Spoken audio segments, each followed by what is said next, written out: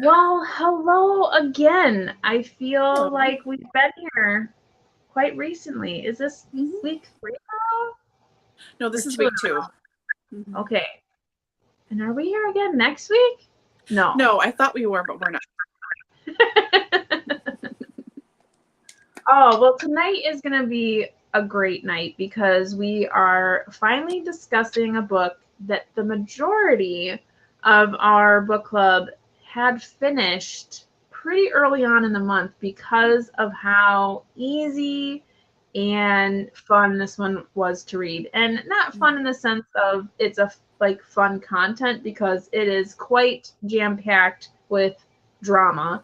But the writer is just so good at what she does that we really all blasted right through it. So, if you are just joining us, welcome to DoubleBookedCo's book club. Tonight we are discussing Liane Moriarty's Big Little Lies, which was our August read in our book club. Now, before we jump in, and I want to say hello to everyone who's here. So, hello, Kim. Hi, Cool Gamer. Allie, hello. Andrea, hello. It's so nice to see you all. I hope you're excited for tonight's discussion. But, Laura, would you love to tell us a little bit about our timeline as far as Yep. our reading goes, as far as what are we reading coming up in September and what we have to look forward to? Yep, absolutely. Okay, so I thought we were going to get together next week, but it's Labor Day here in the States on that Monday. Not that people do a lot of stuff necessarily, but I know people take a vacation right before school starts sometimes. So just to miss all that stuff, we'll be getting together the next time on the 11th of September. Same time, same channel, obviously. So we'll have new product releases at 4, and then at 4:30 we'll have our productivity sprints for our book. I mean, I'll be reading our book starting at then. I don't know if you will, Dani, or not. But our book for next month is The Guest List by Lucy Foley. Go this side. So we will see you on the 11th at 4 for new products if you want to watch, and then at 4:30 for productivity sprints. And then just 2 weeks after that will be the discussion for the guest list. It's a quick one in September. So this is the 25th, I believe, is that discussion. And same thing, we'll have new product releases at 4, and then at 4:30, the discussion for the book. So yeah, you'll be seeing us on a regular basis again for a while, but we won't see you again after tonight for 2 more weeks. Yes. So Yes. yeah. So 2 weeks on, 2 weeks off. Mm-hmm. It's on. Mm-hmm. Mm-hmm. um, yes, I'm excited for September's read. I think it'll Me be just too. as fun as this one as far as the reading experience. Yeah. So I am looking forward to that. And I think being that it is coming into September, we're getting into more fall-like reads. And I feel like mystery and thriller books just always, to me, scream fall reading. Mm-hmm. So I'm excited to really get into the mindset of those fall reads. I don't know about you, but that's kind of where my mind is going at this point. Yeah, I think of mysteries and thrillers as always appropriate, kind of like reading is always appropriate. Like spring, oh, great time for a thriller. Summer, oh, let's get a slasher by the pool. Like fall, oh, let's get a really creepy one. Like I'm always up for anything mystery Nice. year round. Mm-hmm. Well, since we have such a jam-packed discussion, I just know we're going to be talking a lot about this one. Let's go ahead and get started before we get too chatty. So again, tonight we are discussing our August book, which was Liane Moriarty's Big Little Lie. And this book was, I think, just under 500 pages, and I read it in 3 days. Laura, how long did it take you to read this one? Well, how long was our reading sprint? An hour, maybe, like of actual reading time, I mean. Maybe like an hour? Okay, so let's just say an hour, and then I finished it today. So I think I read it in 4 hours. Nice. Yeah. That's impressive. Yeah. Just But goes it to is show speedy. how easy her writing is, Oh really. my gosh. Yeah. Like reading her stuff is like me almost speed reading. My regular pace for her reading is like speed reading for anybody else. Very readable. I do love her reading or writing. Every time I read it, it's just amazing. So that being said, what would you rate this book if you were to rate it in a 1 out of 5, uh, 1 to 5 scale, 5 being amazing? And in the comments, please let us know what your rating was. Yeah, I'm very curious to see what everyone else's rating was. I'm going with 3.5. Okay. Because I called the big twists like immediately, and I was not surprised by who did it, as I began to suspect this person because they were too, perfect. But it was very fun and readable. I wouldn't say I love it, and I can't see myself rereading this, but I do want to read her again. So yeah, 3.5 for me. I'm not sure if I'm going to run up or down on Goodreads for a rating. We'll see. But yeah, just 3.5. And I'm going to pause right here for a second. Laura, it sounds like there may be an echo when you speak. I don't hear it on my end, but Allie is saying that there might be a little bit of an echo. Do you have... What would cause that? She just said, do you have your computer speaker on? But I know you use your... I'm using my TV is off. My cell phone is off, like turned off, and my computer is off. Okay. I don't... She's saying it's quite an echo when I don't hear an echo at all. And Andrea hears an echo as well. Really? Do you want to jump out and come back in? Yeah. Okay. Yep. We'll see you momentarily. Meanwhile, I'll just hang out and tell you all what I thought of the book. And I gave the book 4 stars, so a little bit higher than Laura, and simply because I love her writing. So because I've read other books, I like the fact that I feel at home reading her books. So I can jump right in, I can get into the characters, I can get into the reading. I did not give this one a 5, where I gave, I think it was What Alice Forgot. I gave that one a 5. But this one I did not give a 5 because in the middle, it started to get a little long for me. And I didn't like how at the very end it was seemingly too perfect at times. And I'm not saying someone falling off a balcony is perfect, but especially the piece with the coffee shop owner and Jane, I was just kind of like, really? Like, you're going to go there? You're going to go there. I didn't like that. I was like, come on now. Seriously, it was just too, like, pretty with a bow. However, it's a solid 4. Like, I really enjoyed the book, thought it was fantastic, and I'm really happy with my reading of it. I read it over the course of 3 days, thought it was fantastic. Let's go ahead and check out what everyone else thought of the book. And if I haven't said hello, I think I see Debbie's here. So thank you so much for jumping in. So if you see me looking down, it's because I have my computer down here.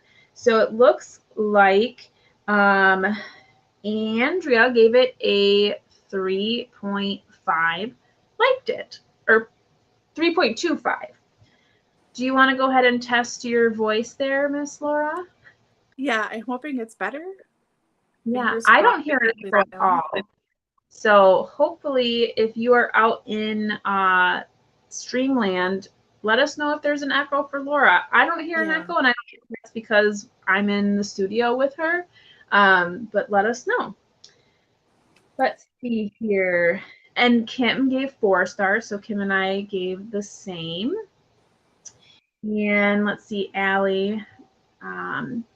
I don't read many domestic thrillers, so it's hard for me to judge, but she does write the characters' internal lives very well for this type of book. Very nice. And yes, it is better, Laura. Okay, good. Good. Oh, yeah. Perfect. Who knows what happened? Sometimes it's just, you got to have technical difficulties to stay on your game. I know. So essentially I just gave it 4 stars. Okay. And the reason being, like I had said, is great read, but I just felt the ending was a little too picture perfect with the Tom and Jane thing. And then the middle section just seemed there's a little bit too much. Like I felt like it could have been trimmed down just a bit. So I did give it a solid 4 stars. Nice. Wonderful. Okay, so let's jump into the nitty gritty. Now, this book has so much to talk about, and as well as an incredible reader's guide in the back of the book. But let's be real, we all get off topic a lot and can't stick to just one question about one finite thing in the book. So we're going to go ahead and talk in generalizations. We're going to pick topics, and then we'll just go off the handle with all of them. So the first one that I have, and because it's the way that the book opens as far as how we learn about these people in this book, we're going to talk about characters first. So we have Madeline, Jane, Celeste, and then we meet Renata, Bonnie, we meet the men of these women's lives, and then the children as well. So let's talk a little bit about these people. You know, what we thought of them, their personalities, how they're introduced. What were your initial thoughts when the book opened for you? Aside from confusion at all the people, yeah, I liked Madeline. She felt the most, I think, relatable, or least, I hate saying least problematic, because no one's not problematic and everyone's got their stuff, right? But she's the one we talk to the most, or we hear the most, I think, on the inside. So I liked her. I felt bad for Bonnie right away because she seemed too perfect. I thought, oh, this kid. I mean, she's 20 or whatever. Yeah. And then obviously Jane had been through stuff. I don't know. I liked everybody. I really still dislike Renata extremely very much, even though she's like was better near the end and had other stuff going on in her life, obviously, like everybody does. But I really didn't like that she just waltzed away scot-free from all of her horribleness. Like, oh, it's just a fault. No, it's not just a fault. Be better, Renata. And the guys, I don't know. They're all fine. Perry right away. The kids were hard to keep straight. I couldn't remember who was who for a very long time. I mean, Ziggy was Ziggy because that name stands out and he's by himself, you know. But yeah, I thought it was great characterization. I mean, I liked it. I don't know. Why don't you ramble for a bit? Yeah, no, that's okay. Yes, and like I mentioned in the reading sprints, I had to look up the characters in their film version to have these people resonate in my mind because of the physical environment I was in while I was reading it. So in my mind, when I first met Madeline, it was starting to be a person. And then when I found out it was Reese Witherspoon who created that character, that essentially was the only character that stayed solidified in my mind. Like Celeste, even though I know she was played by Nicole Kidman, that slowly went away, and I was envisioning a completely different person beside Nicole Kidman. And I'm sure Nicole Kidman did a wonderful job in the position. But in my head, as I was reading, my vision of her formed into somebody else, which is perfectly fine, as it should. But yes, like you, I definitely liked Madeline. I feel like I really relate to her because of my own living situation, you know, being a parent and then being a step parent. So even though she was not the step parent, a lot of what she was going through, like, I totally understand. I totally get how she feels like, oh, you want to do this at your dad's house, but you won't do it here. You act like this there, and you don't act like this here. And not that we have that same situation, but there's definitely moments where certain things would happen in the book, and I'm like, yes, that is exactly how that feels. That is, you know, so I resonated like really closely to her, and I felt like she was written really well. I feel like the way that she was responding to her children was like spot on, and I felt really like seen in those moments. So I really liked her character. I felt like it was written very well. And like you said, not that she was perfect by any means, you know, she had her own stuff going on. But what I liked about her was she was a solid character. She was helpful. When she said she was helpful, she came in and actually did it. You know, you have a lot of people that, you know, say, "Oh, let me know if you need anything," or, you know, and then they don't do anything. They just say it. She said it and then she acted on it. You know, when she showed up with the you know, paper for Ziggy's family tree project, I was like, I'm sold. Like, this woman is amazing, and she doesn't claim to be perfect. And it was funny because I feel like all I kept envisioning was Legally Blonde, because they kept talking about how she liked to like wear pink and these heels, and she had like twisted her ankle in the opening credits, basically. I'm just like, this is like Legally Blonde with kids. So I really liked her. I wasn't a big fan of Jane. I didn't dislike her. I won't say that. And I definitely empathize with her situation. But I also her character, I feel like, had plot holes. I feel like there are certain things that I was like, I don't think that is how she would react to that. I also don't know if in that very end scene, has she grown enough confidence to have done what she did. I didn't really trust. I didn't really trust that scene. It didn't make sense to me, even though she had been with these women for a year, and the closeness, the bonds that they grew. I just didn't see that actually happening that way. So I didn't really care for her character. Celeste, I liked her character. I felt she was stronger until she acted on things, and then I was like, oh, you're actually not. So I definitely empathize with her a lot, and I thought that her story was very compelling, and the amount of acting she had to do in her own life, I felt was really sad. Just because, you know, everybody was just, your life is so great and blah, blah, blah, blah. And then as soon as you shut the door, it's a completely different story. And anytime something would happen, I'm just like, oh my goodness, like, this is not going to be okay. This is not going to be okay.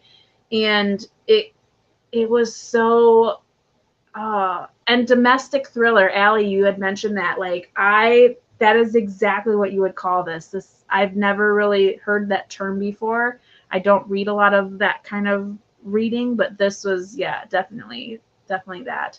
Bonnie, I was just like, really? Have a slice of meatloaf.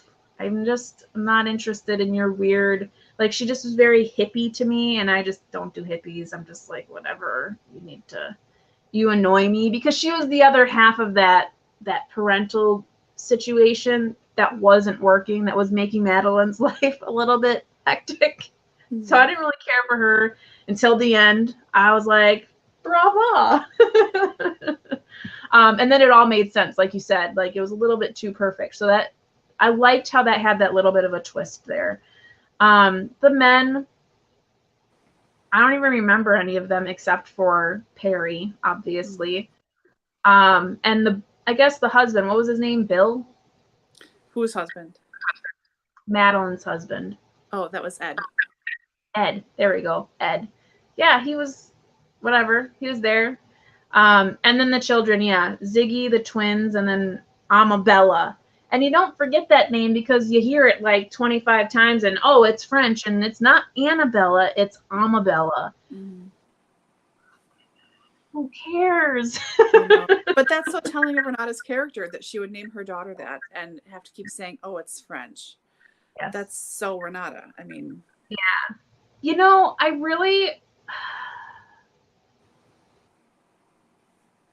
guess for me, Renata was just like, whatever. She's like a fly you just bat away, you know? Like, so she didn't really bother me, but it was an annoyance.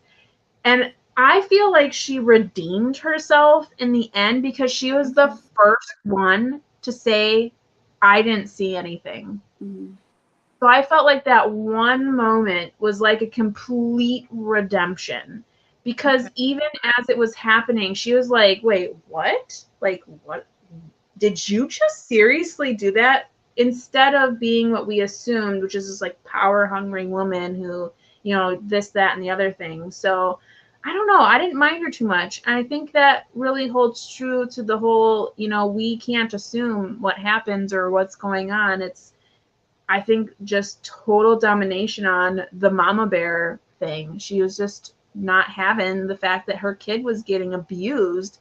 And to come to find out that how far of an extent that these little girls were getting abused. Like they weren't even just a little bit like pinching or bullying. They were getting thrown down flights of stairs. Like that's insane. That is insane. If that was my kid, I would probably do the same thing. Like not the whole letter thing. That I feel like was that other lady, the whatever Harper, Bob or whoever. But yeah, so you asked me to ramble and you got what you asked for. So let's go ahead and check in with everybody else. Okay. Yes. Uh-oh. I see we're off topic somewhere. Uh-oh. Oh, yes, I did get a haircut. Thank you. I did not mention it. I didn't think to mention it, but yes, I did get a haircut. Thank you. Nope. Yep. It's all off. It's all gone. There's nothing here. There you go. It was just it was all falling out because of the postpartum thing and it was annoying me. So I just cut it off, which I have not had my hair this short in a very long time, a very, very long time. Oh, yep. You guys are so funny. Yes. Yep.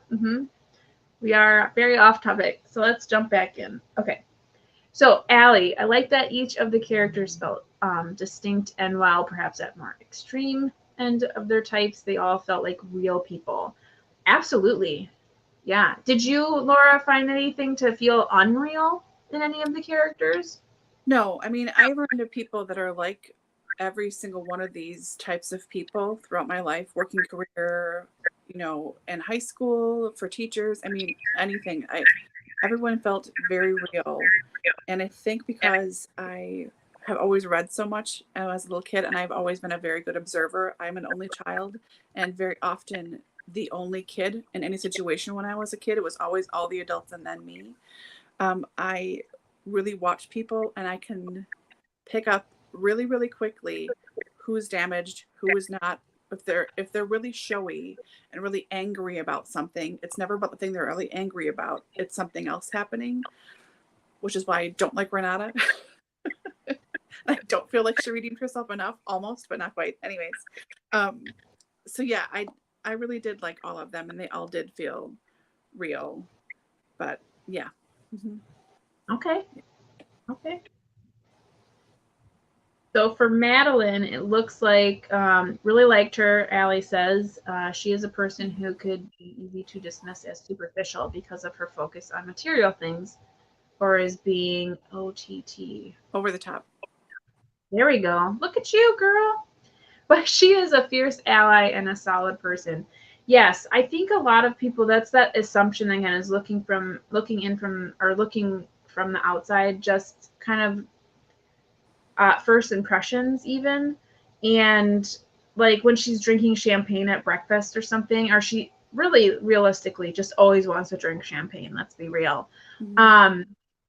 But then when you get to know her and you find out like all these other things that she does and all these other things that she participates in, and such a loyal friend, like of course let's have champagne for breakfast. I mean, have fun. Like just be you and don't worry about other people. Like it was really refreshing. I really did like her character. So definitely agree with you there, Allie. Kim has a comment here too. She liked Madeline. Felt sorry for Jane. Yeah, just a crazy situation that she found herself in for sure. I'd want Madeline as a friend, even though I'm nothing like her, and would probably find her a lot of times. Mm. Yeah. Who did you relate to the most, Madeline? Yeah. Yeah. I related to Jane the most, like by far.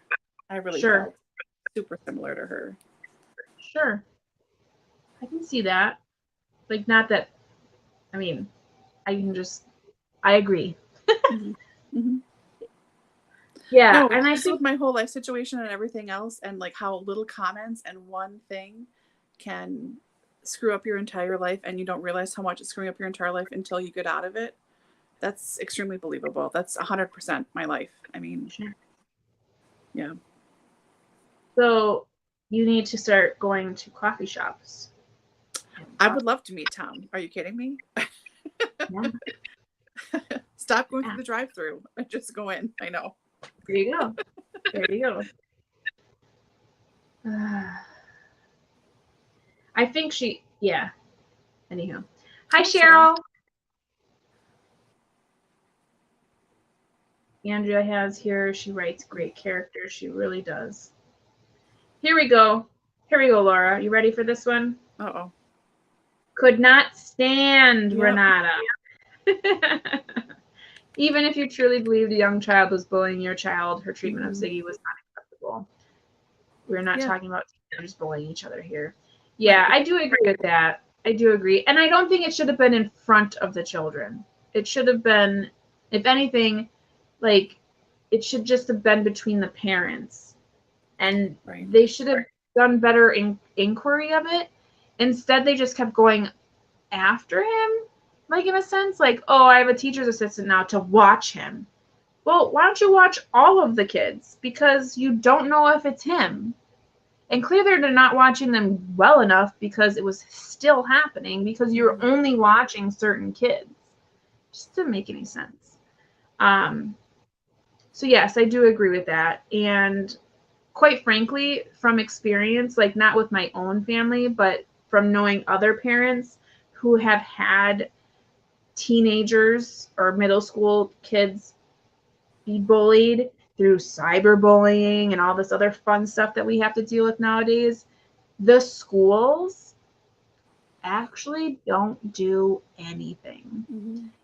They talk about how much they do once there's a like actual event that happens, like a shooting, but they don't actually do anything. They will pull the kids in and like talk to them, but they don't actually do anything because sometimes they can't even prove that it was done, or the stuff was taken down because as soon as the kids find out they're in trouble, they remove everything. So the school is quite similar to what this principal was saying, like our hands are tied. But it seemed like they did do like bringing in a teacher's assistant and making the teacher get all like up in arms about it. It did seem like they did alter their actions regarding the bullying. But from my experience, the schools don't do anything. They have like, you know, auditorium things about bullying and how to not be a bully, and they have signs all in their school about don't be a bully, but they bully. I mean, kids get bullied all the time, and I don't feel, from the experience that I've had, I haven't seen the schools do anything. And not that the school should be the sole, like the school isn't solely responsible for these kids. It comes from the parents to teach their children to be kind and to stand up for one another. You know, if your friend is being bullied, you know, to have to help that person, not to say that bully back or anything like that, but to be kind to one another. I mean, it really comes from the top. And then to speak up too, you know, to tell the teacher, you know, not only the person who's being bullied, but the people who saw it happen. Very rarely does a bully do it in private. They're doing it in front of other people because they want to be seen. They want the notoriety of how cool they are that they just put down this other person. But anywho, that's on to another question. Okay. Let's see.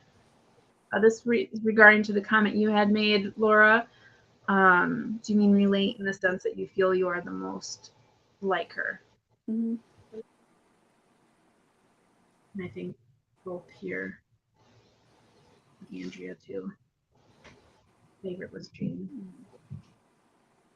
Andrea also mentions, as a mom, I would have had a conversation with Ziggy. No one asked him and all this drama till they did ask. Yeah, it was right near the end of the book that she finally was like, do you know who did this? And she finally was like, oh, you can't just ask kids directly. You have to go around it. Like, she's like, can you write it down if you don't tell me? Like, no, you did that right away. Yeah. Well, I think they were asking all the wrong questions because they kept asking him from the beginning, did you do it? Or however they said it, because they were like talking to him about it or talking at him about it, but they never said, well, do you know who did it? Because he knew who did it from the get-go. Right. And the telling thing is like, well, of course kids don't tell, and he didn't tell. He kept his word, you know? Mm-hmm. Yeah, no one ever wants to tell on one another unless it's like something trivial, and then you're like, no one likes a tattletale. Hello, Jenna. Very nice Jenna. To see you. It looks like you liked Celeste because her situation felt so real.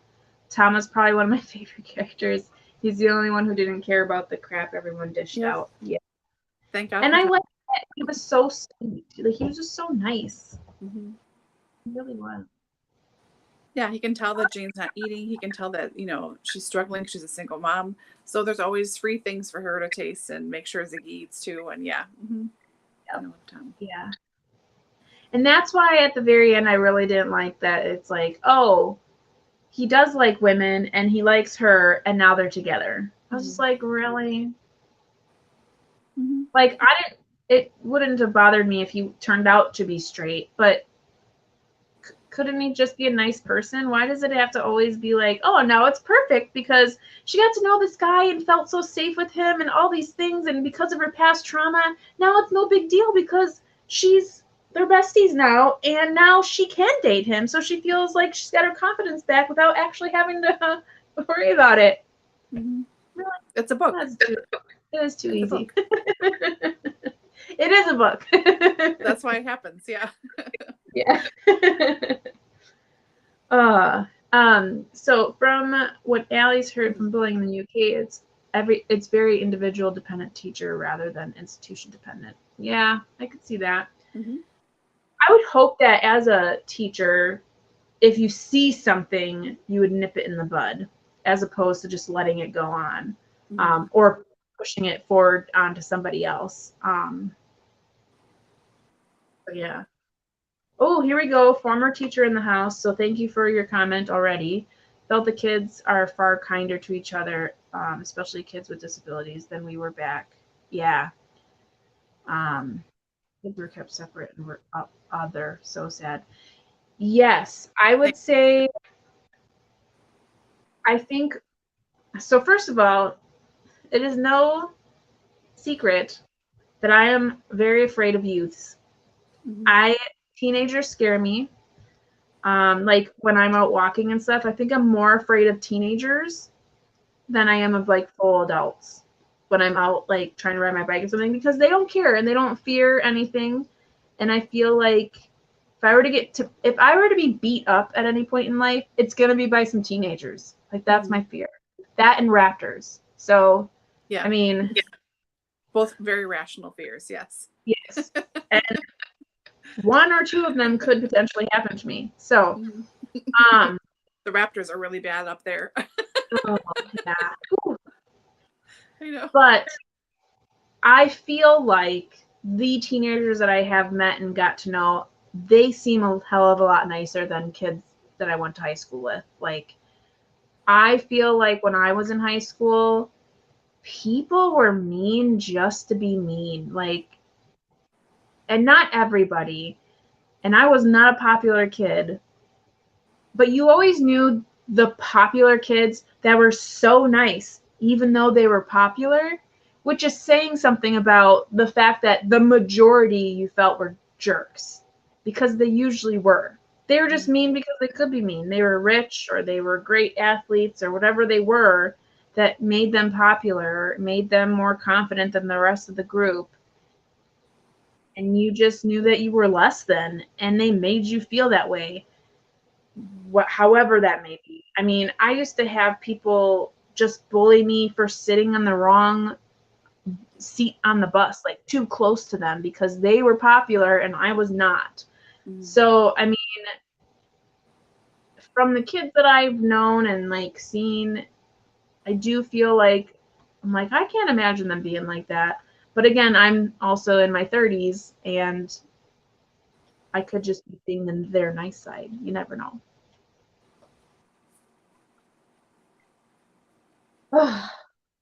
Allie's also been bullied. I think majority in this group, we're all book nerds, so I have a feeling some of us have similar stories. But as someone who was bullied for years at school, it can be hard to speak up. It can be, yeah. I think as the bullied person, it is hard. Jenna, what I didn't like was that making made it seem like he was only nice to Jane because he liked her. It seems like an ulterior motive. Yeah. He seemed genuinely nice, though. Because he didn't know that she thought that until she said it. So, I don't know. I felt it was genuine. Like, I felt it was genuine. But maybe that's because we only really saw it out of her eyes. But I don't know. Yeah, you create your own space. I really like Jen. And Ed. Lovely or odious, that's really true, I think. Well, and even the ex-husband, I really wanted to not like him because Madeline seemed to like not want to like him in the beginning. But then, like, the farther I got along, I was just like, oh, he's not that bad. No, I don't want to imagine teenage actors.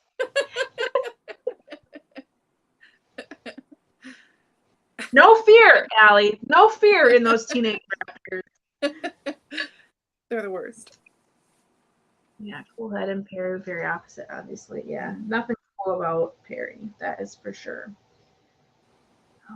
Okay, so I do ramble and I do apologize, but let's move on. So we just talked about characters in great depth, and some of that kind of will be talked about again a little bit in another area. But let's kind of flip away from the characters here and just talk about the format in general. The way that the book is set up and how we read it. As far as the format goes, Laura, and I know you're able to speed right through it. How did you like that format? How did you like the way the book was written? Yeah, I liked it. I think it helps that there were short chapters. That always makes everything more readable if they're short chapters. And short paragraphs too. As I'm flipping through looking, a lot of them are just a few sentences. Having the interviews interspersed was confusing at first. I know we had all talked about that in the last time we chatted, so kind of knew what to expect a little bit more. It was still confusing because I was trying to place all these minor characters into the bigger narrative when I was already having a hard time keeping the kids straight, you know. But I enjoyed it. I think it made it extremely readable. I mean, it's like James Patterson in a way, because his are short paragraphs and short chapters, and you think, I'll just finish the next one, I'll go to the next one, and then it's like 17 chapters later, you know. So I really liked it. I've seen thrillers with this before, not with the amount of characters, certainly, but I thought it was really enjoyable, very readable, a nice change for domestic thrillers to have this as have the interview format interspersed. I've only really seen male authors do that before too for mysteries, but I liked it. I thought it was really just zip, zip, zip, keep going. How about you? No, I definitely agree on that. And all of her books are like that, like short chapters, short paragraphs. So it is, you're so drawn in and so enticed to keep reading because it's like, oh, but it's only this much. So I did really like that. It just makes it fly by. Makes you feel accomplished too as a reader. I know one of the authors that I cannot stand the way that he writes, and obviously he doesn't write anymore, obviously, is Gabriel Garcia Marquez. 100 Years of Solitude, Love in the Time of Cholera. His chapters are 50 pages long. Yeah. That's not a chapter. That's a part. Like, why is it so long? It's so absolutely ridiculous. And it makes you as a reader feel so underaccomplished because, like, for me, I can't sit down and read 50 pages of 100 Years of Solitude. It is so, like, it's a book you have to, like, pay attention to, and you have to, there's too much concentration in a book like that, and to have the chapter be 50 pages long is absolutely ridiculous. So when you see a book like this, it's really refreshing. Because you just feel good. You feel good about finishing 14 chapters in one sitting, you know? I really liked that. And so I agree with you with the investigation piece where, like, there's all these people talking. It was getting really confusing because I was trying to figure out, like, who was who and how they related to the story that was happening.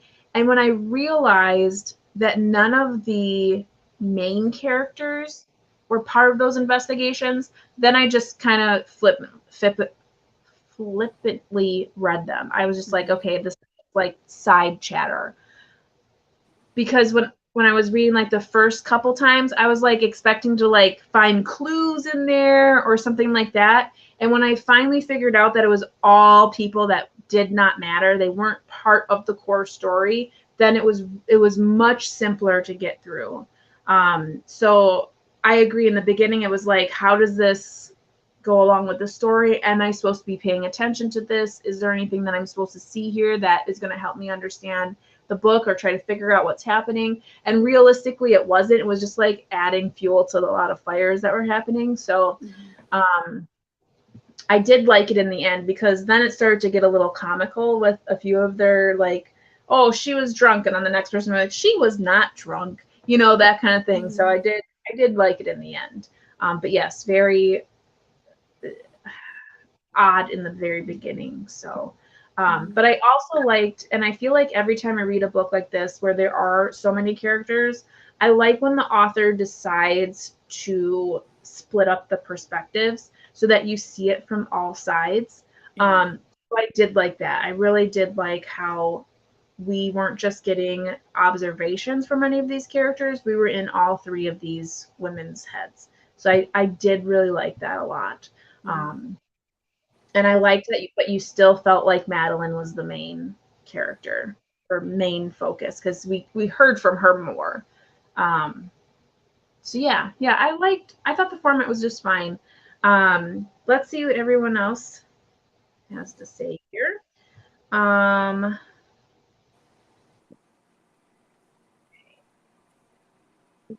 Before we jump in, there's a thunderstorm going through right now. So if I lose, like, lighting, or if you hear a bunch of stuff, it's just a thunderstorm.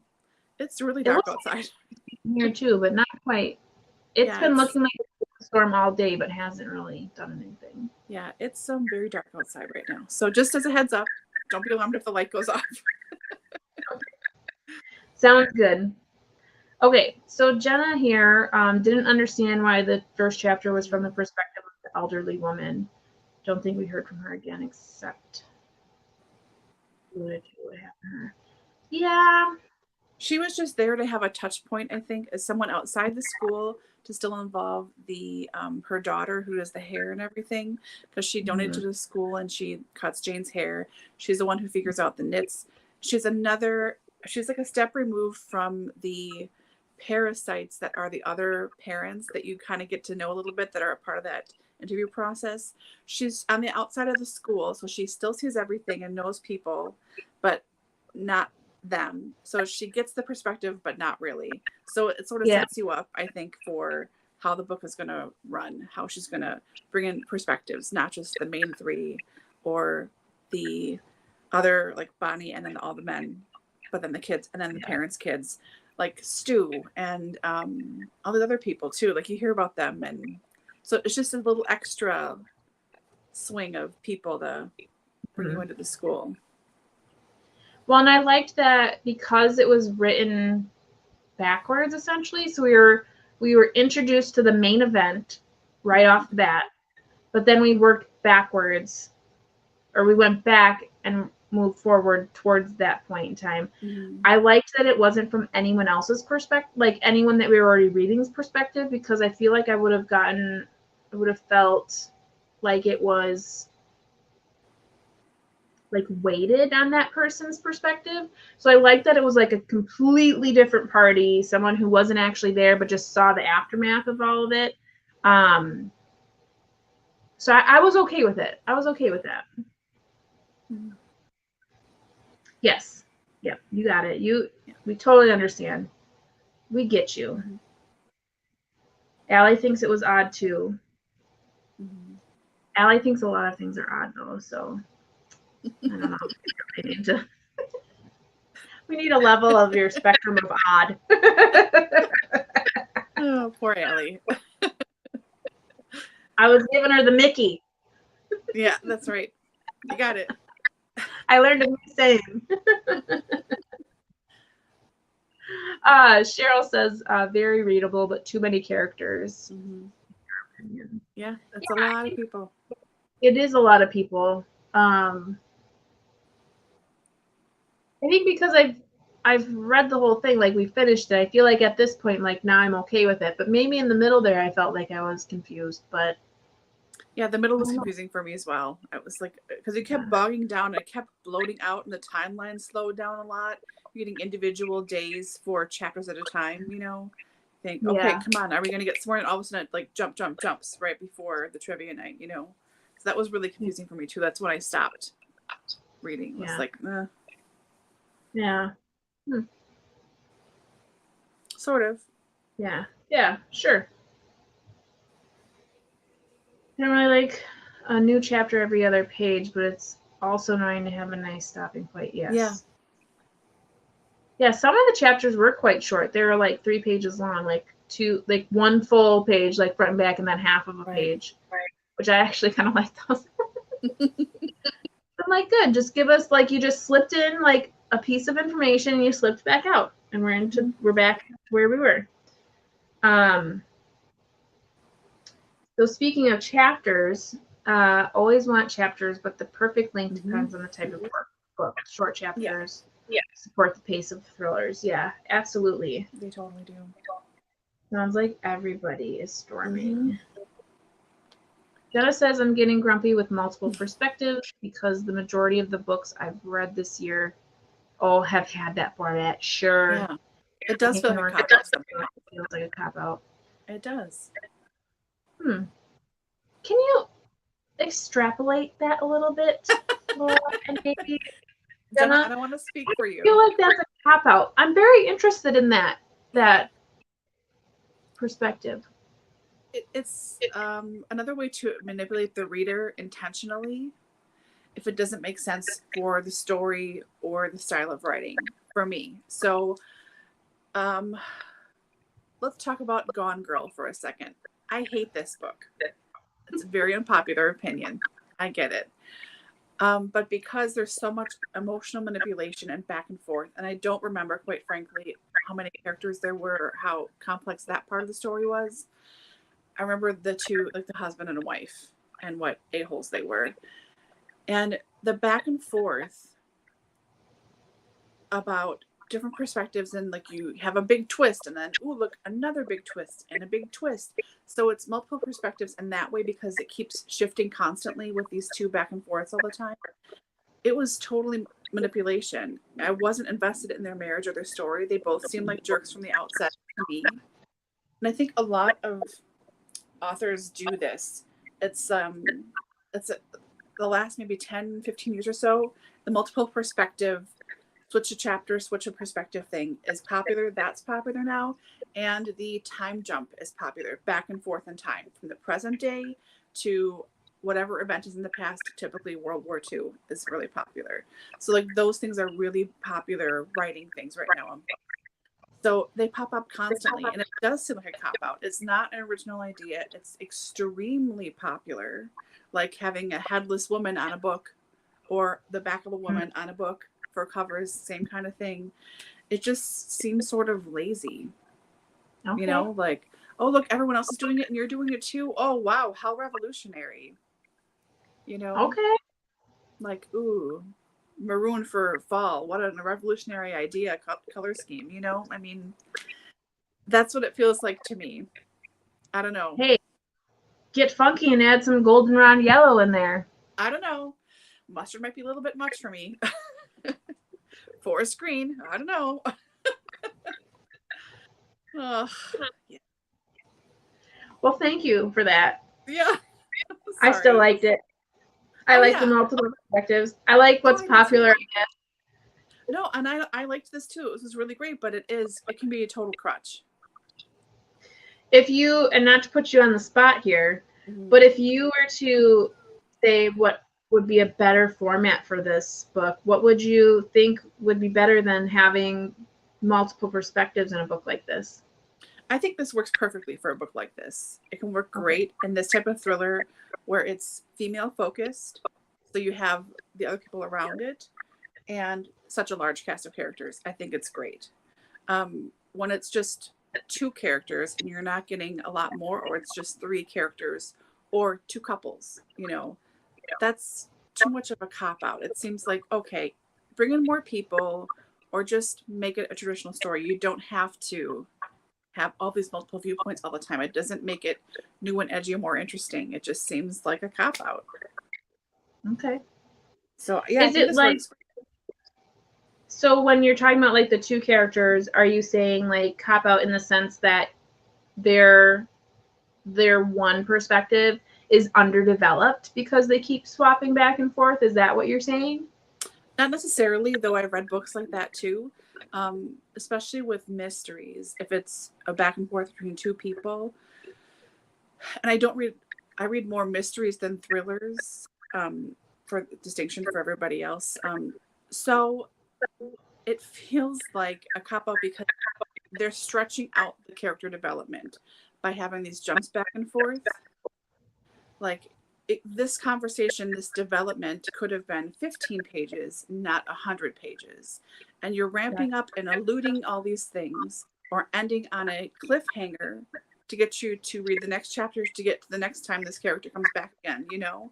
It's so drawn out and manipulative in a way that you can just see with flashing lights sometimes. Like, okay, could you just tell us what happened? Like, come on, Jan. Just tell us what happened. So, yeah. Okay. Gotcha. I'm glad we're having this discussion because that's really opened my eyes. I hope this makes sense to everybody else. Not just me. Because I'm just thinking about like romance novels and stuff too. How like they'll have like the female to the male, and the female to the male, and the female to the male. And sometimes I like that, and sometimes I'm like, I don't really care what he has to say. Like, I just want to hear her perspective, or vice versa, or whatever. So, okay. I expect that more in romance. I expect that back and forth, especially if it's been written in the last 15 years or so, even 20 years. Because in the 90s, I didn't read romance then, but I have since read stuff published in the 90s. And it was female perspective mostly. And occasionally you get his point of view, and it was all like her heaving bosom was what he was focused on, or how much he needs to take her or something. It was not really his perspective. It was much more like, I want to do dirty stuff, you know? I'm trying to remember back in the day, like way back there. I have not read Harlequin since, but like when I was a teenager, that was like you'd go to St. Vinny's and you'd buy your little Harlequins for like 25 cents, and you'd read them and you'd shove them under your bed until you could return them to St. Vinny's and buy more. I want to say it was all third person too. Like it wasn't actually from the perspective of any of the characters. It was just the story, and then you just read it and you were just like, wow. And then you get this blown out proportion of what romance is supposed to be like, and then you get to your adulthood and you're like, really? This is it? This is what it is? Wow. I need to read read more. I decided to read more. Anywho, we had some comments about Mrs. Ponder, so great point there. Cheryl likes a single POV. Only one had to be on side. Yep. I like it too. I am the high priestess of Yes, ma'am. You are. So I'm invested with the power to decree types of levels. Oh man. I don't notice that I have grammatical errors until it's just. Oh no. You're typing fast to get the comment in. We don't even. I'm not worried about it. It's that correction a lot of time. You know, Cheryl.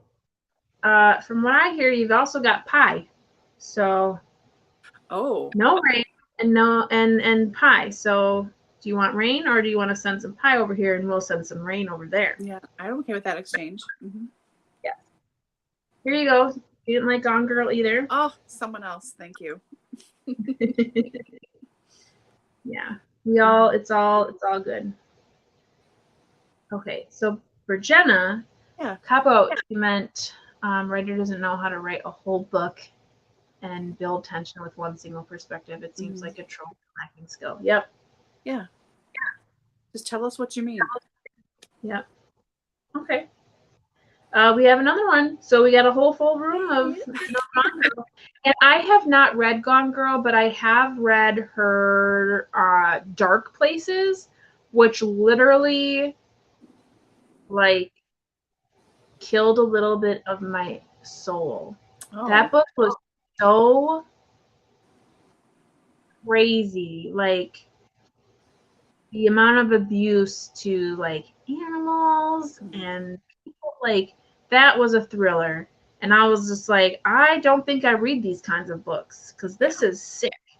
This is sick. And I read that with my book club and I was like, yikes. This is sick. Ugh, sick. But I kept it because I'm like, it was also really good. That I think about certain scenes from that book all the time. Not all the nasty ones. I've thankfully forgotten about a few of those, but just the way, the psychological, craziness that happened in that book was good. But yeah, not a Gone Girl fan. Do think the twist in that book was relatively new in that book, but did not like it. Yeah, that twist is a subtitle. Yeah. Really. Now I feel like I have to read it because I don't know what anyone's talking about. I'll tell you later. Okay. Completely agree. I find it funny. So side note, because we're good about getting off topic here. Very good. So while you were reading your book today, Laura,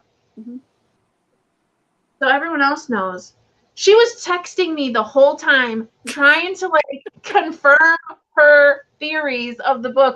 Oh, so does this happen and this happen? And I was just like, And then she's like, so does this happen? And I was like, I don't know. And then she's like, well, can you at least tell me if Renata gets her blah, blah, blah? And I go, no. Yep. However, on the flip side, I will say something to her, and then she'll give me the entire plot summary of whatever I'm asking her about. So it's hilarious. I'm like a steel trap when it comes to certain things, and you're just like, okay, well, here you go. This, and this. When you tell me, half-time you're like, I want to know. I'm like, okay, then I'll tell you. If you want to know, I'll tell you. Exactly. Well, I mean, if you tell me if you really wanted to know, but this is different. We're reading it. You have to be surprised. The author can write from third person omniscient rather than flipping perspectives. That's literally the fic, she says. To be clear, I'm not talking about the POV thing, and Gone Girl can't say what in case someone here hasn't read. But what? If you know. I clearly am not with it enough to be in this book club. Okay, the author doesn't know how to develop specific characters well enough from one perspective. To me, it means the character is not strong enough to be on their own. Yeah. That's a really good point. I'm going to have to pay attention to those things next time I read a book. Agrees about the back and forth makes sense. her. Cannot do romance. Yeah. Okay. Yeah, phone typing. Yeah. Totally. Maybe just don't read enough of the types of books where multiple POV is overused. It generally works, or at least doesn't bother reading. Yeah. I would assume, though, Allie, the types of books that you're reading, you very rarely see that. So this is probably something a little bit different to you. So it probably didn't feel like that. Yes. Yes. Yeah. How do we send the rain? Now I just feel like I have that Africa song stuck in my head. Or not, no, Toto song. Yeah. By That's Africa. Yeah. Mm-hmm. Yeah. By Toto. Yeah. Yeah, that's a good song. Anywho, Red Gun Girl, forgot about it. Booktuber claimed it the best. The best? You need to tell me who what Booktuber is there. Oh yeah, let's do it. Do it. Do it. Do it. Okay. Then I won't tell you anything. Yeah, don't tell me anything. Don't, because then I'll read it. I'll read it with Andrea. Yep. Okay. Let's see here. So sometimes it does work. Don't mind it. Don't mind if it's Big Little Lies. Depends on me. Guess. Yeah. I think you said it too, Laura. It really depends on the book. The type of it really does. Maybe it depends on what the plot is. Yeah. Oh my gosh. I got a few days ago. Okay. Wow. Just like whatever. Just we had a typhoon. Yeah. It's happened. You send lemon tart. I will reverse time and send you a subtropical level. That's talent. We do balance each other out. We do. I'm a lot like crazy neurotic, and she's a lot like internal neurotic. So like we like totally are balancing each other out. Yeah. Mm-hmm. Yeah. Woot! AJ Dunn reads and writes. Yeah. Okay. Loves Gone Girl. AJ Dunn. That sounds really familiar. I do not follow that person, but they sound really familiar. I wonder if I've heard someone else talk about them or refer to them. I don't know. I'll have to look at it. I'll have to look into it. Okay, so we are already past the hour mark, and we've gotten 2 things talked about. So that's cool. But you know, it's okay because we talked about a lot of the next couple of topics within the 2 topics we've already talked about. So that's okay. And let's be real, we're all having a fantastic time. If you are watching this in replay, I hope that you are having a fantastic time as well. And leave your comments in the comments below so we can find out what you had to say. Did we miss anything? Did you like Gone Girl? Maybe we should put a poll on here and ask how many people liked Gone Girl. Sure. Who knows? But anywho, speaking about drama, let's talk about trauma, because this book's all about it. The trauma of this book. So many different characters had some kind of trauma happening or happened to them. Most noteworthy is the one we find out about or know about kind of a little bit is Jane's trauma, which then we begin to learn about Celeste's trauma, and then in the very end, Bonnie's trauma, which is all very much revolving around the same concept, which is this domestic violence, and how it affects the people in that situation, whether that be the person being physically abused or the innocent bystanders being the children, whether or not they're being physically abused or not. That is still traumatic and is a trauma that continues through their lives because they're seeing their parent or sibling being abused, whether that be physical or verbal or whatever may have you. Trauma is something that is not easily, brushed under the rug. It's not something that one can easily, let go of. Let's talk a little bit about the trauma. This is going to be like the sad part of the live discussion because this is such a heavy topic in the book, and I feel like she did well here. She had a couple of different versions of it, and she brought up a lot of questions within the characters, especially I feel like when it came to the victim and how they perceived their own abuse. Whether that be Jane, who really didn't consider the rape. I mean, she felt like because she went to the room, because that's what she intended to do in the first place, that she asked for it in a sense. And I feel like that's always the term, is like they asked for it. And then similarly with Celeste, she kept talking about how she egged him on, or she started it, or she fought back. So it's just their way, you know. And when it comes down to it, it's all abuse. It's all violence. It's not okay. And I think where the author did a really exceptional job of kind of proving that is when Celeste sits down with that therapist. And she sits there and kind of like, oh, she's so young. Does she, like, how can she even be a therapist? But everything she was saying was true. I mean, everything she was pointing out, she had to question herself. And at that point, I think she still didn't even think that she was actually a victim. She just felt like it just, it was going a little bit too far, you know. And she did it too. Like, she hit back. So that doesn't make it violence then. It just makes them both, you know, that's just how they have to deal with each other or whatever. What were your thoughts about how the author, you know, dealt with this domestic violence? Yeah, I thought it was handled very well in all the varieties we see trauma and see domestic violence, how it happens, how victims blame themselves. I have not been in a relationship where I have experienced abuse, thankfully. And lots of people say, I know what I would do if it was me. I wouldn't put up with that stuff. But you would initially, at first, mostly probably. I mean, the statistics are way too high that you wouldn't catch it right away, or, oh, it was a one-off, or, oh, it's been a long time, or, oh, he was tired, or whatever it is, you know. But from my friends who have been in relationships, marriages, everything with abuse, I've heard very true stories. And also on my massage table, people have told me how they got out of relationships like this, or what they're experiencing and what they have been through. And what happened to Bonnie happened to one of my clients.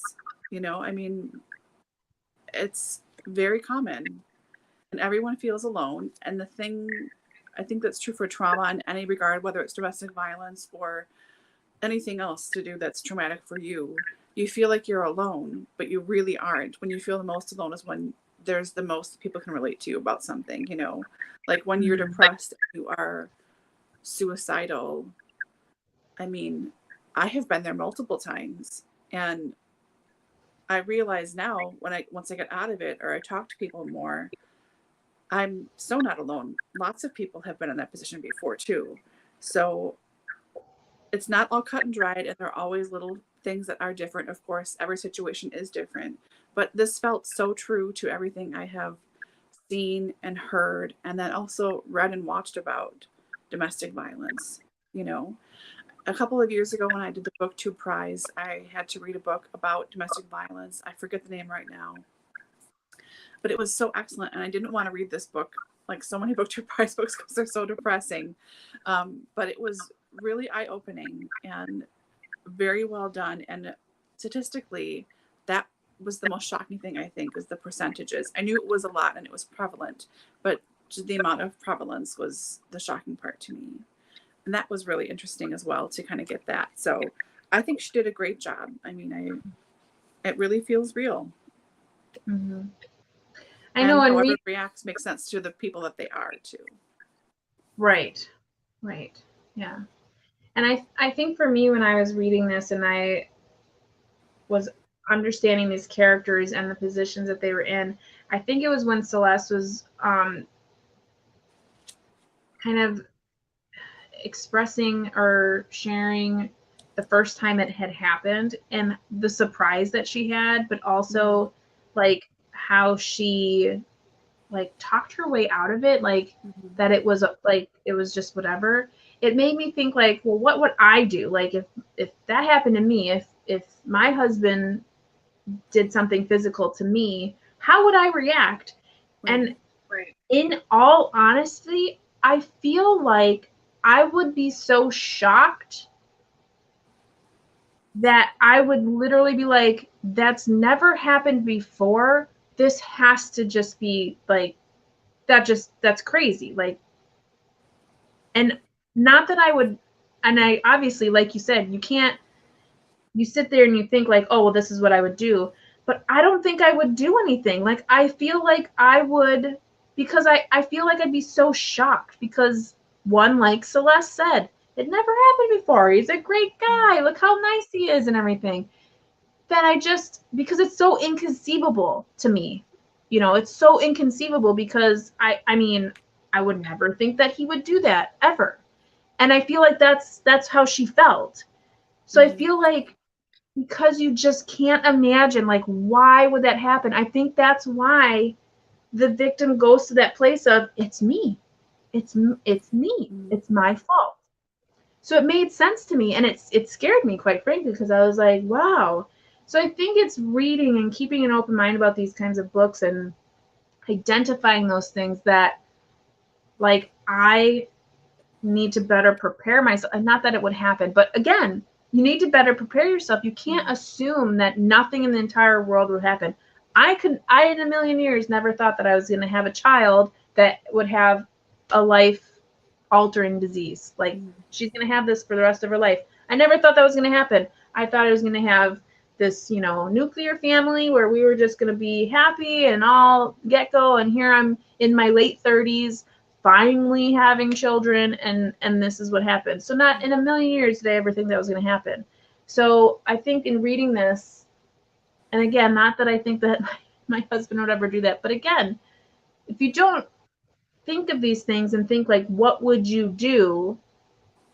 It could happen to you, and you could be stuck, and you could be in these situations like these women were.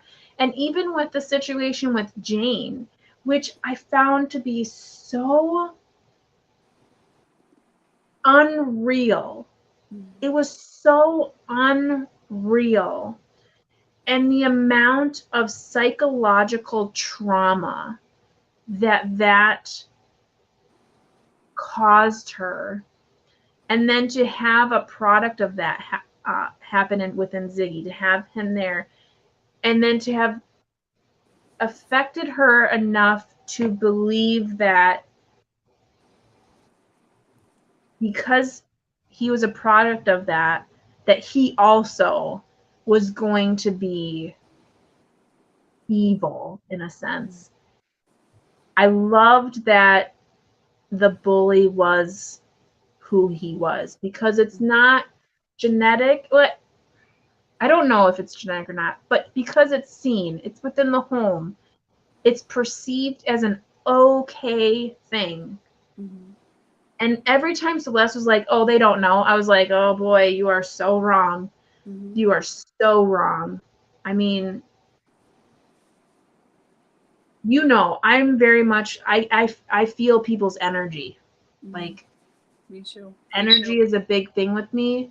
Kids are the same way. They feel all, they see you, like, even if you seem happy, the amount of energy that you push off that is negative just seeps into their psyche. So when she kept saying like the kids are fine and they don't see anything, I was like, there something, no, you are far gone in thinking that everything is okay, because it's not okay. Okay, I'm severely rambling here, so I want to jump in and see what all of our lovely people are saying, because I know that they have awesome things to say. While I try to find my place, did you have anything to add? I know this is a very big topic. Yeah. And I think for Dani and I, because we haven't had this happen to us, it could very well happen. And the thing is, no one thinks it's going to happen to them because it doesn't happen until it happens. And then when it does happen, you think, oh, no, what? I'm misremembering something. Because it's so shocking, because it's so out of character. The first time is always shocking for anybody in that situation. So, yeah, you think you're fine until the first time it happens. Mm-hmm. Yeah. Cheryl says here, domestic equals violence done in secret, including the bullied children. Absolutely. Mm-hmm. It depends on how. Yeah, it is true. Mm-hmm. I don't know how anyone else has seen this or experienced this, and you don't have to say anything certainly in the comments. Don't feel like you have to, but it depends on how much control someone has over their rage as the abuser. If they're able to knowingly keep in mind hitting someone if they're physically with them underneath clothing, or if they lose so much control that they can't control that part of where they're hitting and they'll give someone a black eye or whatever, like that makes a difference too, and how psychologically the abusee handles things is how much control this out of control person has over where they hurt them, how precise they can be with their jabs, physical and otherwise, makes a difference. Yeah. This continuing on from that, so they keep it secret. And then great way to express it. Also, the women making justifications as to why they brought the abuse on themselves. Yeah, I think Celeste is a perfect example of that. Jenna here, it felt so real to me with Jane and Celeste, that those things are more complicated at the surface level. Yeah, some people, they don't realize they're the victim because they've talked themselves out of it, Andrew here, I'm a strong, independent woman. The first year or so of my marriage, there was physical abuse. Thank you for sharing. Thank you. Tell people on the other side he would not stop unless I did. Yeah, that's incredible.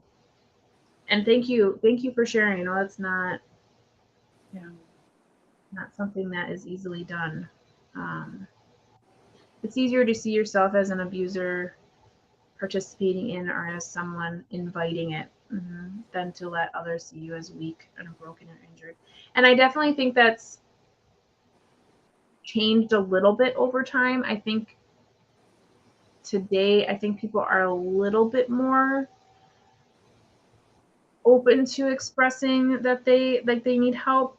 I know women many years ago, and I mean still today, but it's slowly opening up. But like, I'm sure we don't even know the tip of the iceberg of the amount of women, especially with veteran from like world wars and stuff like that, of the amount of abuse that could have potentially been in marriages where it didn't matter if it was verbal or physical. Women just didn't talk about their marriages like that. Like, it just, that's behind closed doors, and what happens in that marriage is that.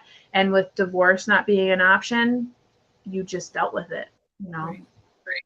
And to speak to Cheryl's point too, that is on the screen right now, one of my friends who was abused said that she was so filled with so much shame that she couldn't say anything, and her parents were asking her on a regular basis, "Are you sure everything's okay? It seems like you're not. You're always welcome home again." But she couldn't. She was so ashamed that she couldn't physically let herself leave. That shame overrode everything else. Yeah. And she is a strong, independent person. And I think it's just the shame. She said it's so overwhelming. You can't even imagine how much shame she felt, Yeah. So I can't imagine. I just can't. All I can do is empathize and, try to be an open ear and shoulder and have an open door for anyone who ever needs a safe space. All I can really do. From Andrea, again, from personal experience, that's so tough, and I'm so sorry to hear that. And again, thank you so much for sharing. Yeah, and I'm glad you got out. I'm proud of you for getting out. Incredible. Allie's bringing us back to Celeste here. An excellent exploration as she was not financially trapped. Yeah, so it was partly emotional ties, but also there's an element of not wanting to see yourself as the victim who stays. Yeah, I wonder too. I mean, I think that was a great perspective of the fact that she could kind of leave, but still was so. It was so hard to leave, even though she had a space. Um, like when he found out that she had an apartment, I was like, she's dead. At that point, I really thought she was the one that was dead. I was like, oh man, I don't know how she's gonna get out of this one. Like this is not something. I mean, I think if he would have lived, she would have died. There's no way. Yeah. There's no way. Because he slammed her head into the wall for, what was it? It was something so trivial. It was so ridiculous. Like embarrassing him or something. Whatever she said embarrassed him. And I'm like, can you imagine what he would have done to you? Like, oh my gosh. And that's another reason for not leaving, because if they find out, you know, it's just, yeah, it was incredibly haunting. That whole situation was like literally giving me heart palpitations. I was like, I don't know if I can finish this book. So yeah. Yes. Very much feel that. Jenna here, something that mentioned still loved her husband or found him attractive or was a good father. And it makes it harder for the victims. Yeah, I think that's the rationalization. It's trying to rationalize the situation, and also it's compounding the reason to stay and to make it more about that it's her fault, or her, like she's taking it out of, you know, perspective or something.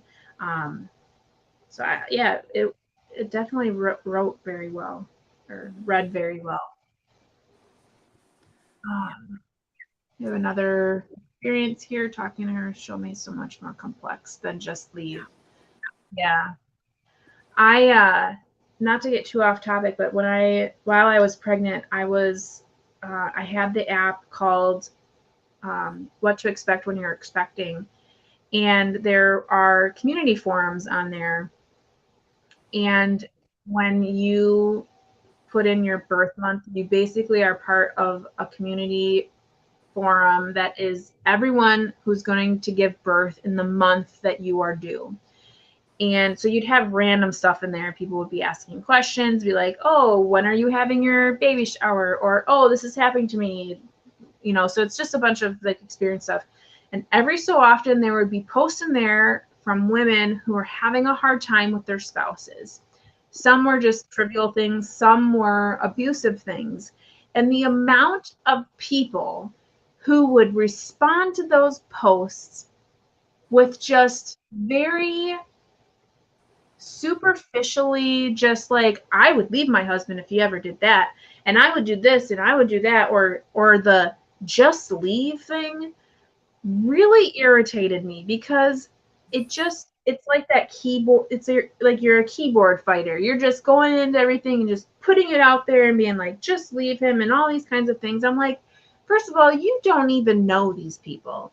You don't know that if she's just upset and she's saying all these things, or you don't know if, you know, she's serious, like she's on the end of her rope, you know, like so frivolous the way these people would respond. And it's that just leave is two simple words, but it's not that simple. It is not that simple. And I think it's hard. We all want to empathize with people. We want to be there for people. And I think sometimes we forget that words are just words, and action is a lot, you know, actions speak louder than words. But to be there for somebody, I think it has a lot more to do with listening than talking. I mean, let me know if you need anything. I think you have to be a lot more direct. You have to be a lot more investigative, You know what I mean? Investigative. Thank you. And just support people in different ways than just telling them that you're there for them. Yes, yeah. You're very welcome, and we very much appreciate you. We do. Yeah. Awesome. I'm glad you're in a better place now. Mm-hmm. Very much better place. Let's see here. Regarding types of abuse, person I'm talking about mostly psychological. Yeah. Yep. She deserves it, yeah. In the real world, Celeste would have been dead. Absolutely. Totally. Yeah, once they got in that car and they were alone with each other after that conversation on the way there, she would not have. Yeah. Yeah, when Renata interrupted them, I mean, that was that Renata just saved her life. She just saved her life for sure. Because he would have just pulled out and like, let's do this. Like, I wouldn't even put it past him to have run the car into a tree. Like, That's to what I have was picturing. risked his own life just to end hers. Like, that's how psychotic he was. He was something else, especially when you find out who he is in the whole grand scheme. It all makes sense. Yeah. Crazy person. Yeah. Totally agree. Was he a good father? I don't know. Like, I feel like he was only there every once in a while. I mean, he took him on trips and he read him books and he did the breakfast stuff. But I mean, isn't being a good father being a good husband as well? Teaching your children how to respect women, to respect, people in general. So I don't know. Does that mean that it's two separate things? I don't know. I mean, he was a good father on paper, and that's where, for a lot of people like him, appearances are what matters the most. Like, that's why they have the big house and the fancy this and the fancy that. So people can get swayed by the glamour and glitz of everything, like Celeste's whole life, She's so gorgeous and has all this stuff and everything, but it's all a cover to show how fine you are and how really okay you are. And I'm such a good person. Yeah. I don't buy it. No. Yeah, I don't think he was. Yeah, easy to judge others solve their problems on that. Yeah. No, absolutely. Absolutely. Very much so. So, I mean, in general, I think that I like is weird to say, but I like that there was different levels of this same kind of trauma because you saw it in. So there's not just one way of seeing domestic violence.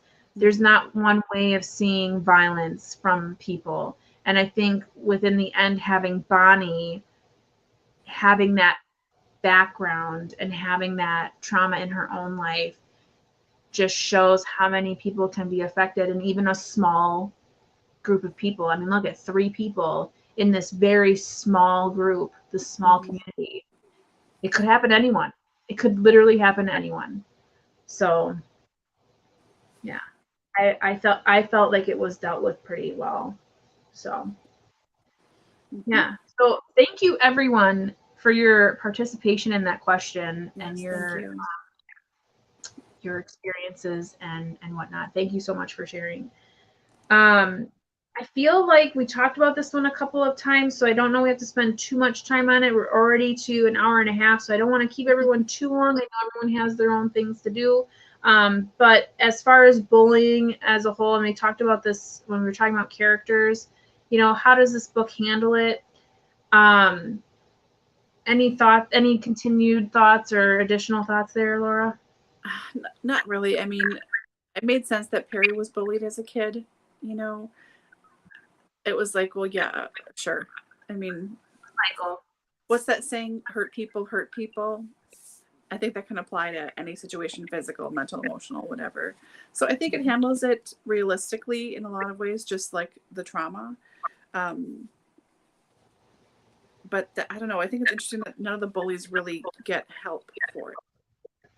You know, like they get their comeuppance, but there's no real like going to therapy to work on issues or talking about it or making efforts or anything. It's just, I don't know. I was kind of let down that, you know, Max.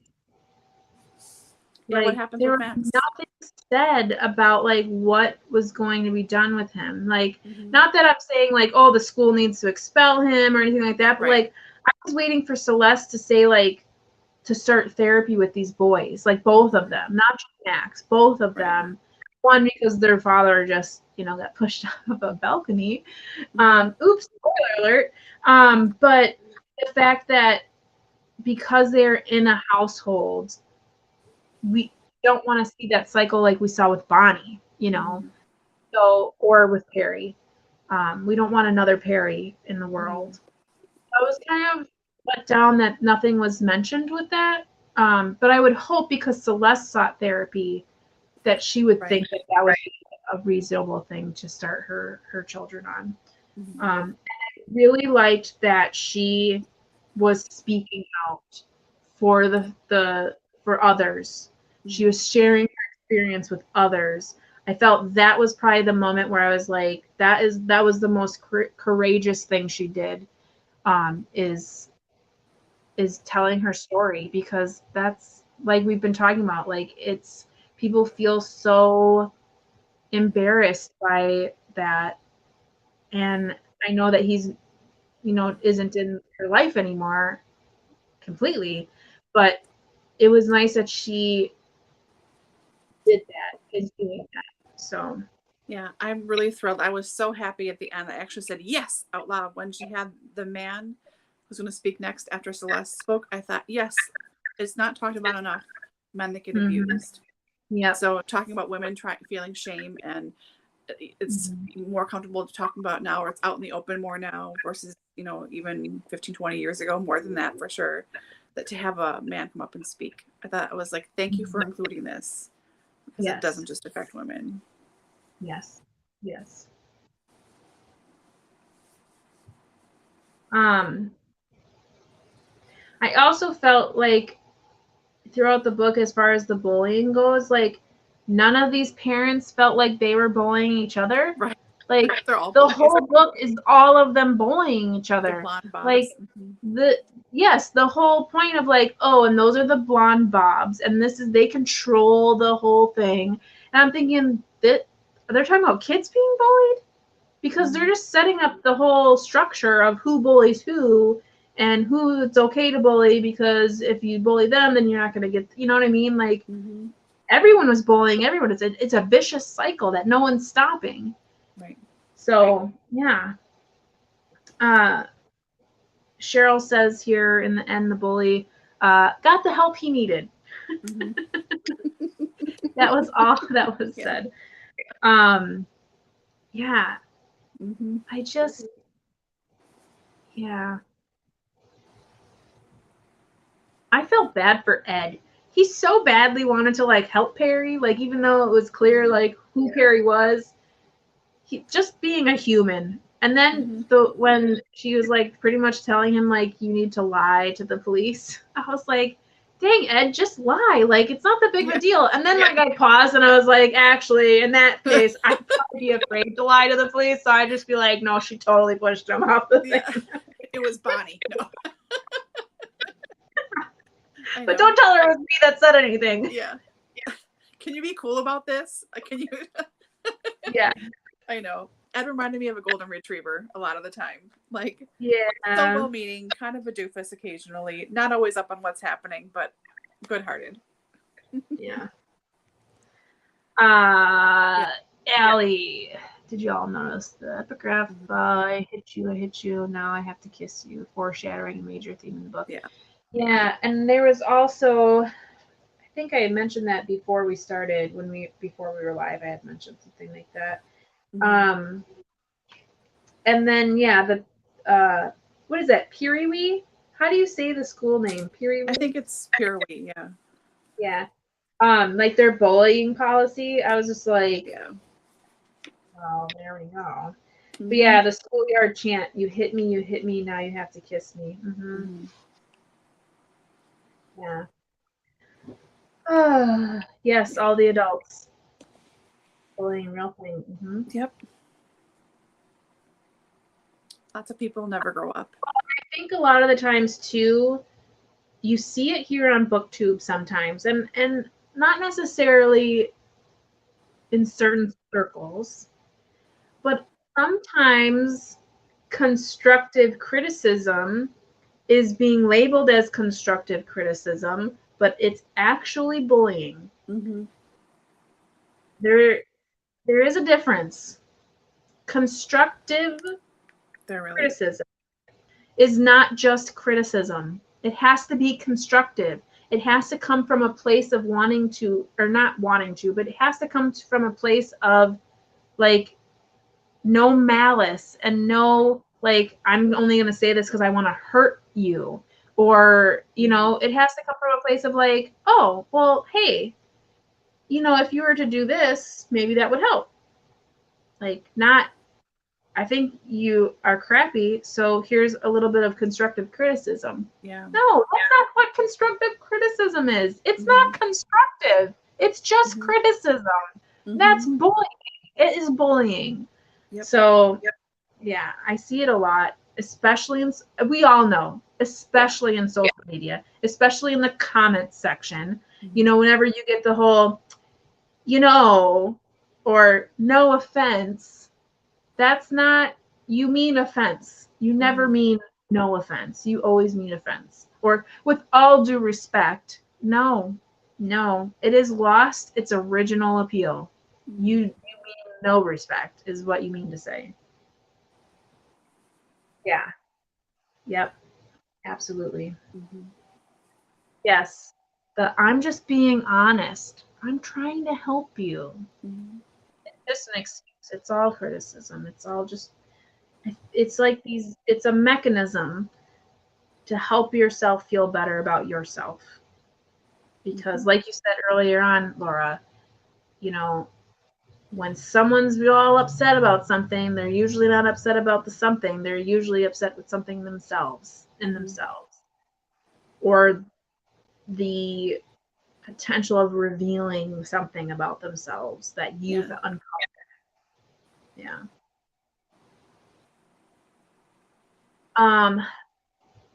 Big in the corporate world at office too. Absolutely. I think anytime you general find a way to put someone else down to bring yourself up, it's bullying no matter what way you put it. You know, as we climb the corporate ladder, if you've tried to find weaknesses in others and put them down in a personal or negative way, that is bullying. That is a form of bullying. It's not just doing better for yourself. You should find your advancement and your growth based on yourself, not from putting down others. You can be better than somebody else. No matter what you do, someone else is always going to be better. That's just how the world works. Someone is always going to find a new way. Someone's going to be more innovative than you, more creative than you, learn something more than you. That's okay. But strive to be the best you, you know? Anywho. I can hear my baby crying, so I got to figure out what time it is and what meal she might be on or something. So we gotta wrap this up pretty quick here. Yeah, any sentence that begins with no offense is 99 times out of 100 offense or mean. Yeah, absolutely. I think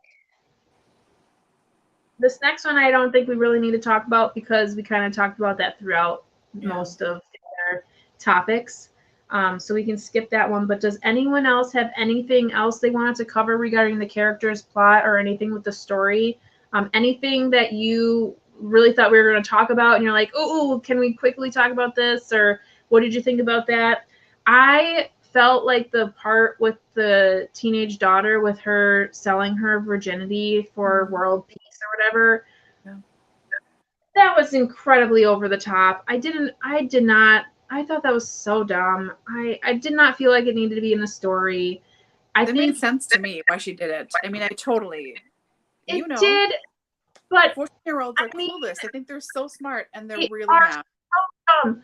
But to be honest, like, I didn't even care to read about her because I was like, you are so inconsequent. Like, you need nothing to this story. You literally need nothing to the story other than like showing more of Madeline and the way she's growing into this role of being kind of a dual parent, like getting back into that and kind of her mentality, and it linked the two parents so that they were more on the same team again. But like, other than that, I was like, this is so grossly over the top and just absolutely ridiculous. And I feel like would have been shut down by like a government agency, like a police or something. The people who she was saying she was donating it to, they would have been like, no, we want no part of this. Like, that all of that would have happened. It would have gone viral. Like, it would have been on the news. Like, it would have been terrible. Yeah. And like, she would have been expelled from school. Like, all these things would have. I felt like his way. Like, I'm like, no, I can't be on board with this. This is. I did not like it. I was like, no. And it really made me dislike that character like a lot. I was like, you are so incredibly dumb. And you think you know so much. And it's so true. Like, that's so believable. Like, that is so exactly the way a 15-year-old would think. I know because I have one. And that's exactly how they think. They know everything, and they think that something so simple just is going to solve the world's problems. Oh man. Anyway. I have 2 questions for people, if anyone's still here. They're quick questions. Yeah. One, have you read other books by her? I know we talked about this before, but have you read other books by her? Or if you haven't, will you read them again? And the second one is if anyone has watched the TV show adaptation. Because I'm curious to see what they would do with it, how they make this, which there's a lot here, yes, but how they make this multiple seasons. Yeah, 3 seasons it's already on. Yeah, I did look it up after I finished the book. I just went to Wikipedia to read to make sure I didn't miss anything because I'm like, I guess these twists. And it's that the second season was based on a short story Liane Moriarty wrote. And that's where they pulled some stuff from. So that was interesting. I didn't know that previously. But just wanted to see if anyone will continue to read her if they haven't before and if they have seen the TV show. And I have HBO now, so I can watch this if I want to.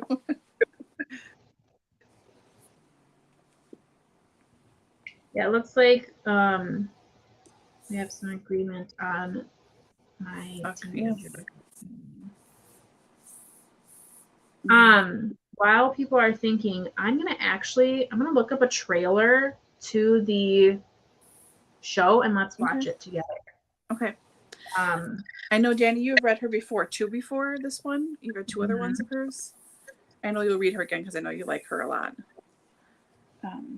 Yes, I have read The Hypnotist Love Story, which is about a hypnotist, so she's a therapist hypnotist, who has clients, and she meets a guy, and he has a stalker.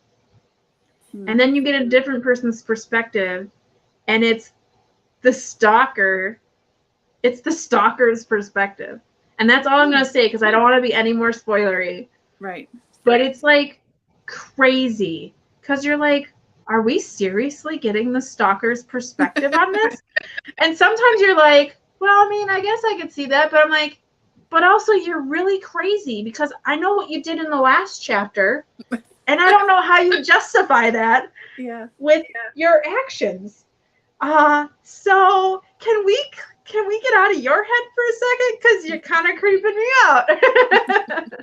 And then I also read What Alice Forgot, which opens up with a woman who like hit her head at the gym, and she wakes up and is her 30-year-old self in her head, but she's actually just about to turn 40. So she's lost 10 years of her life. So for her, she's a newlywed. She just recently had a baby. And when she wakes up, she realizes that she's divorced and has 3 kids. So it's like her trying to like be this person that she's become. And it's insane. Like it was so good. It's like, yeah, what if that would happen? Like if you just woke up and 10 years is gone and you have this, 10-year-old screaming at you and you're like, yesterday you were a newborn, like I missed everything. It was really good. I definitely would read her again. Yeah. I'm going to put some of these comments up because I'm still looking at the thing because you had me talk. Oops. So Cheryl, no other books. Okay. No on the books or show. And then if you would read this one, I'm going to keep looking for that thing. Husband's Secret is my favorite of the 4 or 5 I've read. I would read more just here and there. More fun read than my usual. Yeah. I think I could read another one pretty close to this one, but I'd want to wait as a stretch to kind of sprinkle it in more. The sprinkles on the cupcake, that is the junk I normally read. Yeah. Okay. So Andrea plans on watching the show. If she likes it, she'll binge it. Currently reading The Fingersmith. So good. Is that a Liane Moriarty? I've never heard of that one. That's Sarah Waters. No. Oh, okay. First time watching, or not a priority. Haven't seen years. I probably watch about 20, 30 hours of TV a year. Oh my goodness. Wow. Vera is so good. Yeah, that is a priority. So good. It's so good. Brenda Blevin is excellent. Okay, so 3. Yeah, see, and I gave Alice Forgot a 5, but that was my very first Liane Moriarty, and I read it in one. I mean, I read it during Dewey's read along, and I got it done like that night. So yeah, I was like, okay. So I found a couple of trailers, and I don't know if they're going to be any good because I didn't click on them, but I'm going to go ahead and share my screen, and then we will watch these together because, I mean, why not, right? So let's see here. There we go. Okay, so it just has 3 here, so we're just gonna let's just watch them. They're short, so yeah. Here we go. We are farmers. I'll skip it. Oh, there we go. Are you new to Monterey? Okay. Yeah, we just moved here a few weeks ago. You're gonna love it. You're so nice. This is Monterey. We pound people with knives. Everybody wants to prove who's the richest. Talking about viciously competitive people. And at the root of it was Madeline. Exactly how psychotic do you think I am? He's Celeste. She must be pretty, So bad. We are so bad. Jane just didn't fit here. Thought it was nice for the nannies to get to know each other. No, Jane is not a nanny. Kind of like a dirty old Prius parked outside of Barney's. Mom, just young. Like you used to be? Like we used to be. Heating bomb. I'll leave it at that. Itty bitty ball of rage. Battle lines were gone. Things never blow over. They blow up. Boom. Did you ever want it? Did you want it back? Oh, my. I'm trying to decide whether I'm happy or sad. There's me a fall. People usually know. In my heart, in this world. It's like I'm on the outside looking in. I just feel like I'm losing control.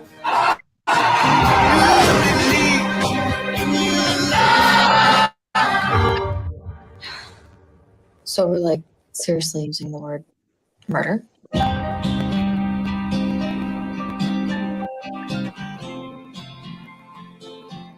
Okay, so that's the first one. I don't know, mine kept cutting out a little bit, so I'm sorry if that happened on your end. What did you think, Laura? Yeah, I can see how things put together. You know? Yeah, I could see like specific scenes where I'm like, ooh, that's from the book. But that was way more dramatic than I thought it was going to be. I thought it was like a slash comedy-ish from what I remember of like thinking about it. Not that it's a comedy. I don't know why. I just said that, but like I felt like it was more light. It's not. That looks dark. Yeah. Real dark. I wonder what this one is. This is HBO UK. Short. This is probably very similar. This is Monterey. We pound people with knives. Okay. None of us really see things as they are. We see things as we are. We have this dirty secret. It's like I'm on the outside looking in. In every marriage, there is pretending, even the best ones. Nobody knows nothing about anybody. I like that one. That one's a little bit better. Feels like the book, very much so. And the next one's kind of long, so we'll just leave that one because I feel like that's season 2. Yeah. Oh, it does say season 2. Good. Okay. But yeah, but I wonder how they break it up into multiple seasons. Very weird. Anyhow, okay. Let's see here. How did you guys like that? Does it seem like, you know how as a reader you're like, oh, the book's always better. That looks like a pretty good show, but a little dark for my liking. Yeah. Not that the book wasn't dark, but boy, oh boy. Whew. Oh my gosh, Cheryl. We got tsunamis over there. We got earthquakes over there. Like, is it thunderstorming yet by you? I know. Are you okay, Cheryl? I'm assuming you are. You're here. I mean, if it wasn't, you wouldn't be here. Oh my goodness. We have a few other people reading here. We have Tipping the Velvet. Yeah. That was her first one, I think. The Paying Guests. Ed doesn't look like my Ed. No, I did not think that was this because she kept talking about how he's bald. That guy's not bald. Yeah, he's got a lot of hair on his face too. Yeah. Yeah, exactly. The Little Stranger. I was thinking it did not look like the book. Dark for sure. Yeah, it was super dark. The woman who plays Bonnie, Zoe Kravitz. That's not what I was envisioning. Like I feel like she looks stronger than Bonnie would look. Like I feel like Bonnie was more like, because then they kept saying like very like even like the daughter was just like so peaked and just like meek and thin and frail. Yeah. But Zoe Kravitz is one of those actresses, and this is not a knock by any way, but she's like an adult in a child body. She seems like such a tiny, thin person, like just short and thin. Well, and that preview made it look like she's very like airy, like right. Ditzy. And I don't feel like I got ditzy from Bonnie. Just very whimsical. Ugh. I know you love that word. I hate it. I was kind of surprised Big Little Lies considered a thriller. Makes sense, but then again. Yeah, it talks about a lot of heavy stuff, obviously, but it doesn't feel like a heavy book at the same time. I think Madeline lightens it up because of her perspective and stuff. Going back waters. Yeah, more pie. Yeah, how is that pie, Cheryl? Yeah, just rock and roll. Near lots of moving up here. Oh man. Wow, I don't know if I could do that. Pie is safe. Very good. Well, on that note, it doesn't appear that we have any additional comments or anything regarding the book that we are looking to discuss, so that's perfectly a-okay. Yeah, so we will see you again on the 11th. We will be doing reading sprints that night after our new product release, but September's book is The Guest List. If you have Hoopla, they do have that, I believe, in both ebook and audiobook. I'll be listening to it on audio. So if you have Hoopla in your area through your library, you can get that for free on there. So yeah, I think that's it. Anything you want to add, Laura? Anything in the comments that we need to address? Anyone out there? Otherwise, I don't think so. No, thanks everyone for hanging out with us for 2 full hours. I didn't think it would be this long. So I thank kind you of for thought being this here. one was going to be a little bit longer. Yeah. Yeah. Thank you guys. Yeah. Thank you for the great discussion. I think it was fantastic. Yeah. Yes. I think they're all fantastic, but yeah, I mean, thank you. Hard topics are hard sometimes to bring up, but you guys are great. Oh, she just read the hunting party to prepare for next month. If anything, I'm just super happy to be expanding Allie's repertoire of books, because every time we read something, I don't read books like this. Right, but she read Tender Wings of Desire, which I think is a big leap for Allie to make. My KFC romance novella. Yeah. Okay, well, thanks everyone. You all have a great night. Please stay safe out there with your tsunamis and your earthquakes and all of your other natural disasters. Stay safe, everyone. Read something great, and we will see you in 2 weeks. Yep. Bye. Bye, everybody.